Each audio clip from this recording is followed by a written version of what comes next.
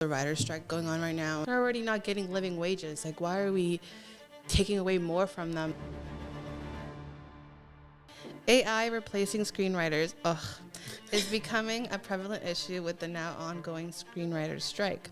According to the New York Times, one approach includes using AI to create a full screenplay, then hiring writers as a fraction of their former pay rates to enhance the content. Can AI-generated scripts ever match the creativity of human writers? Additionally, do you perceive any potential advantages in utilizing AI to assist writers in their work?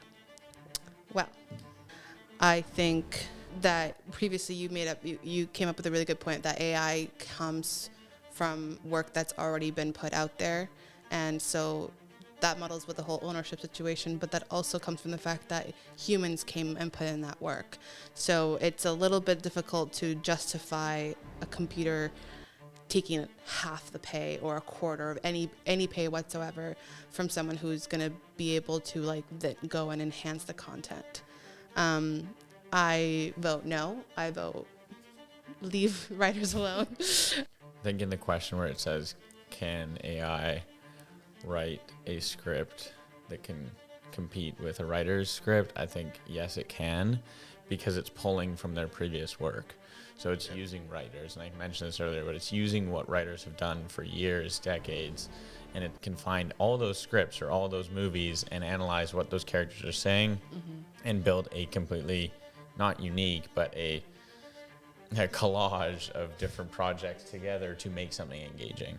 And I think that's what's terrifying, because there's residuals, and in writing there's always been residuals, and if you have something that can pull from anywhere and you don't know where it's pulling from and it's using that to make decisions on the way it's going to write, is terrifying as a writer.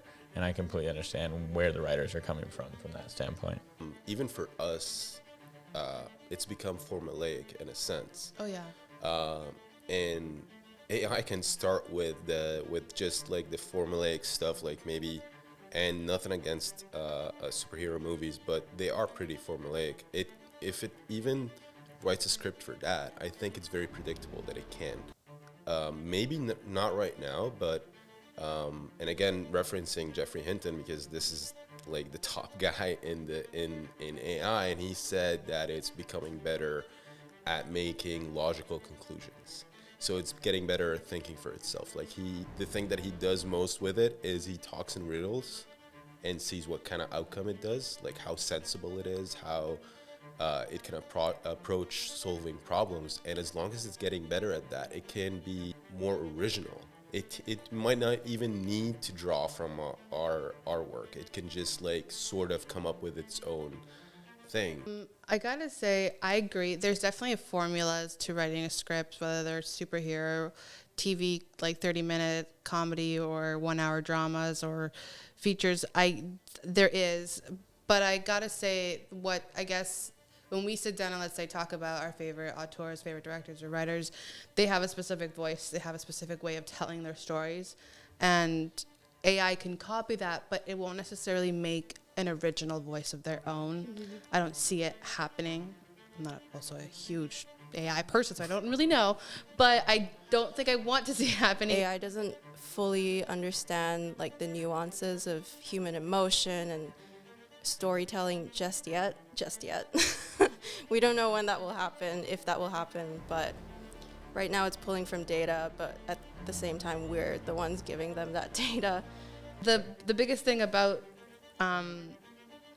originality that I keep coming back to is that it's weird. It's we created AI, so I'm not saying we uncreated, but can we stop it? Yeah, I think it's just for me, it's when it says hiring writers at a fraction of their former pay, I'm well, they're already not getting living wages. Why are we taking away more from them? At this point, writers aren't even going to be able to go there and edit an AI script. They're going to just be well, I have to find another job to sustain my family because the economy is going up. It's just, so there's so many other factors that go into it.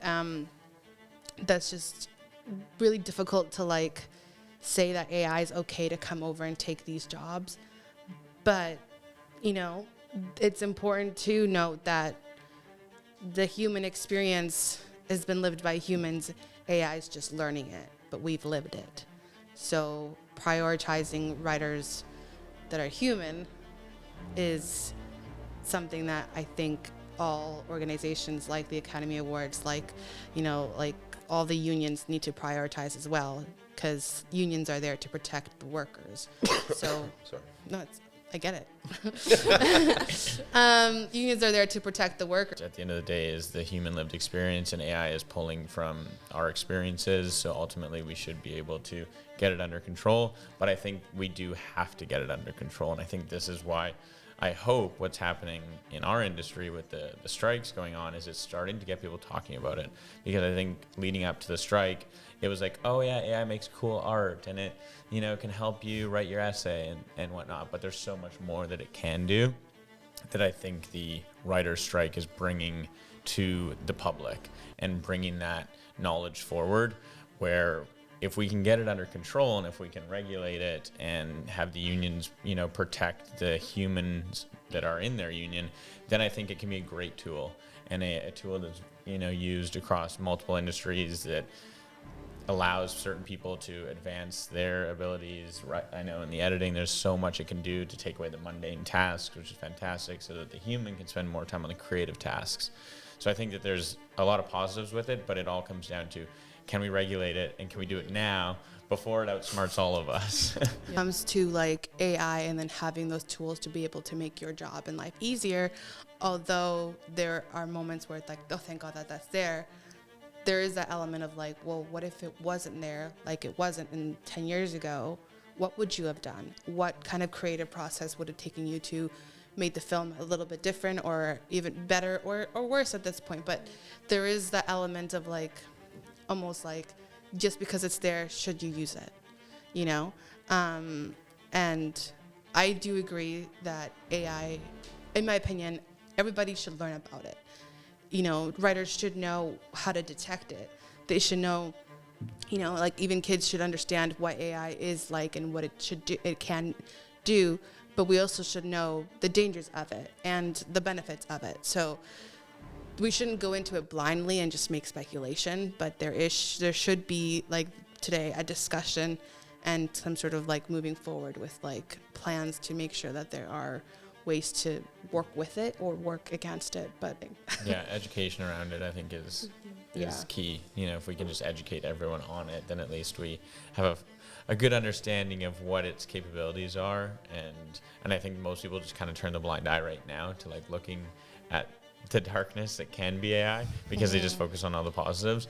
But circling back to the writing thing, I really like what you pointed out, Andy, about the research aspect, because I actually hadn't even thought about that when I thought about it in writers and helping them. But it's basically just infinite spark notes that you can just pull on books and articles. So I think, from a documentary side, or, you know, if you're writing stuff inspired by true events or based on true stories, I think it can significantly help you on the research side.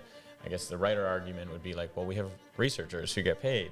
So it's kind of like this, it's like, well, where do you draw the line and how do you win? You know? It's like, I feel like 2 generations from now, our grandchildren, they're going to be like, oh, well, you know, analog is old, but we like non-AI scripts, or, you know, just because, like projectionists, we used to need film projectionists to be able to put the rolls of film in the actual, you know, projection. But now there's just digital projection in machines, so like we don't really need qualified individuals to manage that in just the movie theater experience.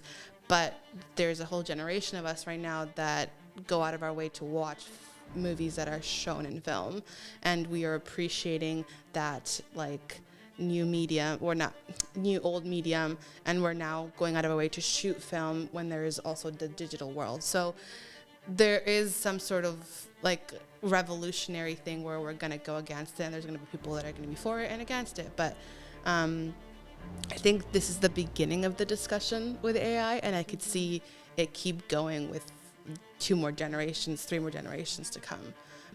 At the end of the day, we just need to find that balance, because like there are so many advantages and disadvantages, but it's also making us just lazier and lazier as a society as we're continuing to rely on these sources. It's scary to know how many, I guess because of the rate it's going, how many jobs it can take over at the same time, especially jobs that people spent their entire lives building that kind of skill. The whole point of a film, the whole point of a story is that it's told from, like, I guess, a perspective that has lived a life. And we tell those stories to people who are going to buy tickets and have lived lives. So there should be some sort of point where, or someone who says no, perhaps a certification process where like scripts are certified to have not been written by AI. And it's unfortunate that it would come to that fact, but it's one of those things that's like, well, we need to push for it because that's what has led us to make stories now. And just because AI can think of 1,000 more stories and perhaps even better ones, that doesn't mean that we should do it.